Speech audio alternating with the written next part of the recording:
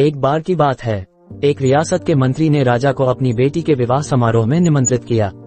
जब राजा अपने परिवार के साथ विवाह समारोह में पहुंचा तो मंत्री उन्हें सम्मानपूर्वक विशिष्ट आसन पर बैठाने ले गयो तो मंत्री यह देखकर बहुत लज्जित हुआ कि एक सफाईकर्मी वहां बैठा हुआ था।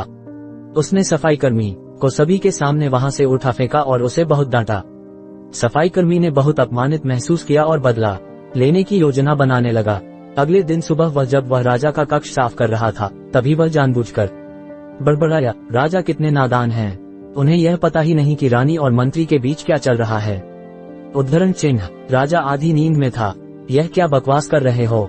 उसने पूछा। महाराज, मैं पूरी रात सो नहीं पाया, मैं तो नींद में बड़बड़ा रहा था, सफाईकर्मी जवाब में बोला। हालांकि उसकी बात सुनकर राजा के मन में संदेह के बीज पड़ गए थे। राजा अब मंत्री से चिढ़ने लगा और समय समय पर अपमानित करने लगा। एक दिन तो उसने द्वारपालों से यह तक कह दिया कि वे मंत्री को महल में घुसने ही न दें।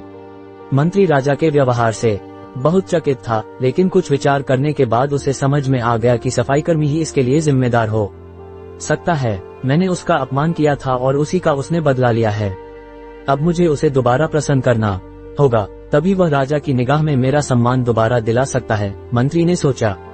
एक दिन उसने सफाईकर्मी को अपने घर भोजन पर आने का निमंत्रण दिया और कहा, मेरे दोस्त, मुझे क्षमा कर दो, मैंने तुम्हारा अपमान किया था, मुझे गलती का एहसास हो गया है। इन सुंदर कपड़ों को उपहार के रूप में ग्रहण करो, चलो मेरे साथ भोजन करो। सफाईकर्मी प्रसन्न हो गया। वह सोचने लगा, मंत्री तो अच्छा आदमी है, मैंने ही उस दिन गलती कर दी थी। अब सफाईकर्मी प्रसन्न था और प्रयास करने लगा कि मंत्री के बारे में राजा की धारणा बदल जाए। एक बार जब वह राजा के कक्ष में गया तो राजा सो रहा था। वह बड़बड़ाने लगा, अरे, राजा का तो दासी के साथ प्रेम संबंध है, बड़ी लज्जा की बात है। राजा ने उसका बड़बड़ाना सुना तो उठकर बैठ गया। राजा ने सफाईकर्मी को बहुत डांटा। सफाईकर्मी बोला, क्षमा कर दें महाराज, मैं पूरी रात सो नहीं पाया, इसलिए दिन में ही नींद में बड़बड़ा रहा था। राजा को अपनी गलती समझ में आ गई।